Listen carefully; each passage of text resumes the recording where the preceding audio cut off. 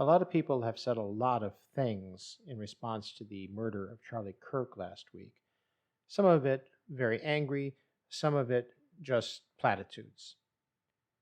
I want to get to the heart of the matter because very few people have been talking about that. Let's talk about what's really going on with Charlie Kirk. Before we begin, let's be clear about one thing. Charlie Kirk did not deserve to be gunned down. There are, if any, very, very few people in the world who deserve to be gunned down. Probably no one should die from gun violence. Let's go with that. No one should die from gun violence, even if Kirk didn't agree with that. And I'll put a link to that below.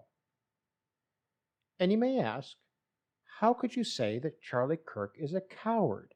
Didn't he frequently speak in public? And that's a good question. It's a fair question. Charlie Kirk wasn't a coward for speaking in public. Charlie Kirk was a coward because of why he was speaking in public. The murderer of Charlie Kirk was also a coward. Violence is usually a product of cowardice.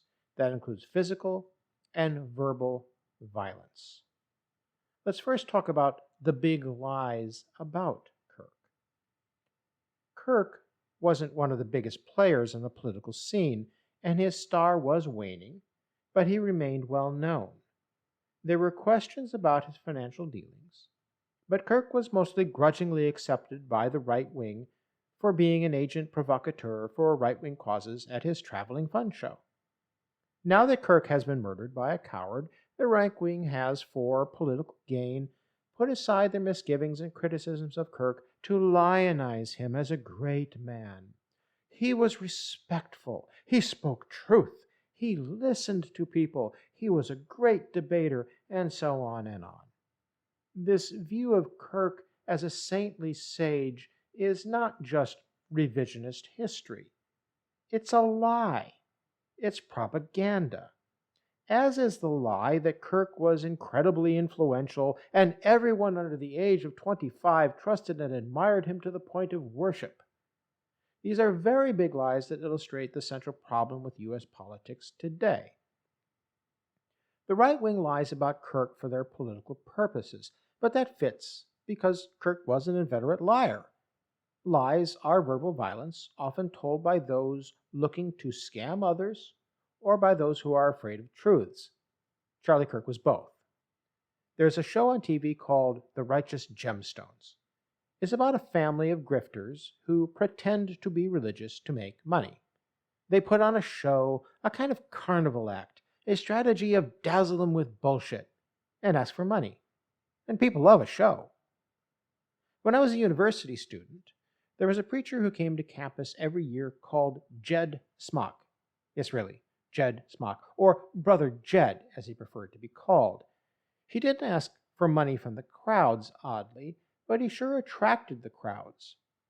Brother Jed railed about the evils of enjoying sex, the evils of watching TV and movies, the evils of listening to music, and his favorite target for hatred, the evils of gays and lesbians. The highlight of his dazzle 'em with bullshit act was unwrapping a condom, putting it over his fingers, and shouting, "You people trust your lives to this thin piece of latex." The students thought it was hilarious. People love a show. Charlie Kirk had his own traveling carnival. People love a show, even if they aren't buying what the carnival act is selling. This is especially true at colleges and universities where young people are looking for amusement. Offer them a carnival event, especially if you offer them free swag, and the students will gather round. They especially love it if the show is loud and angry and something they can laugh at and ridicule. Charlie Kirk's traveling fun show was a perfect fit for today's college students. Kirk talked the religion talk, although that wasn't the center of his act.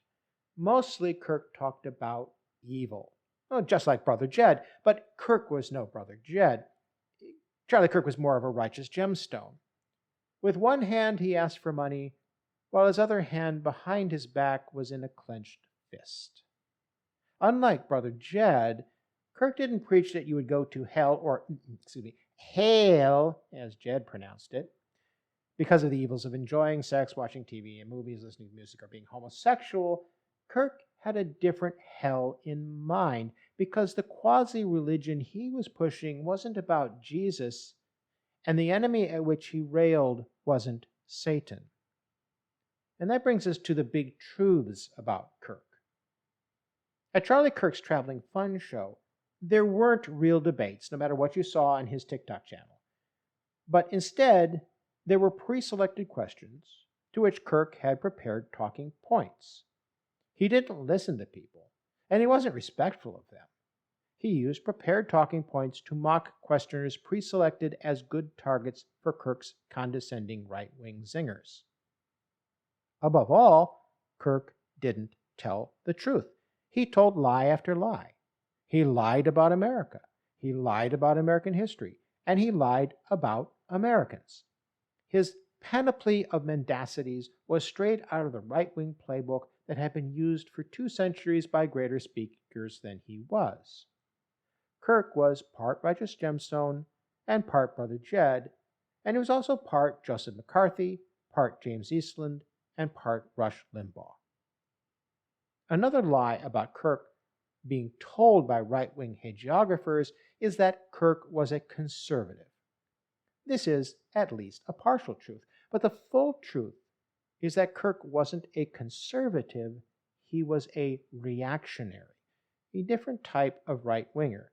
This is an important distinction. A reactionary is someone who has a fear of difference, a fear that causes the need to have others kept powerless. Reactionaries will often portray themselves as fighting in a culture war against the left.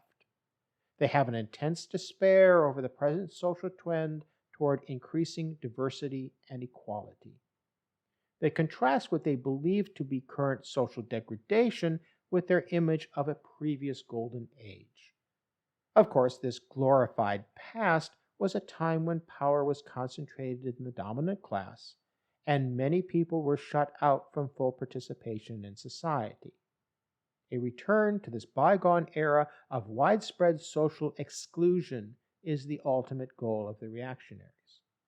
For example, in the United States, the reactionary agenda is a return to an America that never really was, a country where everything was great, because the privileged status of white evangelicals was unchallenged and unhindered. Reactionaries believe that something has been lost in the United States, and they blame minorities, foreigners, feminism, and the left wing. Theirs is a vision of an imaginary pre-1960s United States, a world in which the power structure and who was good and who was evil were clearly delineated. Minorities, women, and other marginalized people knew their place, and if they did not, they were sharply reminded. That description of a reactionary was from my book, Left-Wing, Right-Wing People in Power. I'll put a link below. And it perfectly fits Charlie Kirk. He was a coward who spoke in public because he was a fearful man who couldn't handle the world as it is. He was a reactionary. People say that Kirk was full of hate, but there is a precursor to hate, and that precursor is fear. Again, Kirk wasn't a coward for speaking in public. Charlie Kirk was a coward because of why he was speaking in public. You can read about Kirk's many hateful statements in the links I'll put in the description below. And read the inventory of his lies. Behind every one of his hateful lies are his own fears. And once you understand that he is motivated by his cowardice, then everything he says makes sense. Because every one of Kirk's lies was his confession that he was unable to handle other people. To sum up his fears, and I'll do a bulleted list, Kirk couldn't handle people of color being in positions of authority. Kirk couldn't handle when people of color were being treated as his equals. Kirk couldn't handle women who weren't subservient to men. Kirk couldn't handle the success of people like Taylor Swift, Beyonce, and Megan Thee Stallion. Kirk couldn't handle the presence of legal immigrants, any immigrants, to the U.S. Kirk couldn't handle any person who didn't conform to his too narrow definitions of genders. Kirk couldn't handle any person who didn't conform to his narrow definition of religious piety. All of these inabilities to function in today's diverse and pluralistic world are summed up in Kirk's crusade against Satan. No, not the Satan of Calvinism, though close, or the Satan reputed to be the lover of Donald Trump in a small town in Colorado. For Kirk, Satan was wokeness. His quasi-religious crusade was anti-woke. He was anti-woke because he understood what the right wing calls wokeness really is: oppressed people having non-subservient voices and presence in society. Kirk was anti-woke because he couldn't handle sharing a world with people unlike him. And that inability to deal, that fear of difference, is cowardice. Add to all of that anti-woke crap his opposition to the Civil Rights Act and racial equality in general, his promotion of the Great Replacement theory, and his refusal to condemn gun violence, his calls to lock up homeless people, his denouncing of vaccines as medical apartheid, his hatred of Muslim and Jewish people, and it's self-evident that the real Charlie Kirk was a reactionary driven by his fear. But Kirk had one ultimate fear, a fear of freedom. Not his, of course. Kirk hated and feared the freedom that comes from higher education. That's why he targeted college and university students. He tried to turn students against their teachers, their school, and education itself. He lied that higher education was woke indoctrination, pressing students to reject the teaching of history, the humanities, and philosophy. He feared most of all open-minded understanding of history and the free, independent thinking of people about history and ideas. Kirk's crusade against higher education was compatible with his overall reactionary agenda and his conspiracy theory about the Great Replacement. Kirk was a true right-winger in that he wanted to resegregate the U.S. into a hierarchical power structure with people like him on top and those unlike him left out, like it used to be when America was great. Kirk was against wokeness, education, and intellectual freedoms because he couldn't handle certain people having the same freedoms that he wanted for himself, and only for himself and people like him. His crusade was to undermine learning and conversation, striking at the institutions that promote them. That was why he was on his traveling fun show. Many people talk. Many people ask, how can we stop the cycle of violence? And you should be asking how we can stop this political division and violence. No one should be the victim of gun violence. Charlie Kirk should not have been murdered. It's a difficult uphill path to a culture of civility and substance in our speaking and actions. But there is one crucial first step, one that Kirk never decided to take, one Kirk probably lacked the courage to take. One of the wisest thoughts anyone has taught me is that all speech should be permitted except speech that seeks to silence other people. Acts of violence, both physical and verbal, are attempts to silence other people. Violent acts are acts of hatred motivated by fear. Fear the other person, try to silence them. This violence isn't exclusive to any political party or movement. All acts and words that seek to silence other people are acts of violence against those people, acts motivated by fear and inability to handle other people. Charlie Kirk came to campuses to try to silence people and press students to try to silence other people. His murderer silenced him in an act of cowardly violence far exceeding any of Kirk's actions. We can't condone either Kirk or his murderer. Attempts to shut down conversations and silence voices tear at the social fabric of norms and the constellation of human relations that enable a peaceful, democratic society.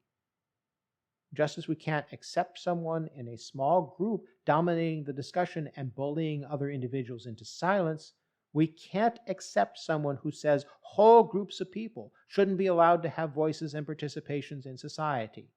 We can't just go, oh, we should stop the rhetoric and violence. We need to call it out. Kirk should not have been silenced. The answer to hate speech is more speech. John Stuart Mill said that, and he was correct. How do we stop political division and violence? By being honest that cancel culture is harmful no matter who does it, and that Charlie Kirk's traveling fun show was nothing but a manifestation of the original cancel culture, that one when America was segregated, to which he wanted to return it. Kirk was a coward. Of that we can be certain. He was a bully, and bullies are cowards. Bullies are stopped when we stand up to them with courage and honesty. No violence needed.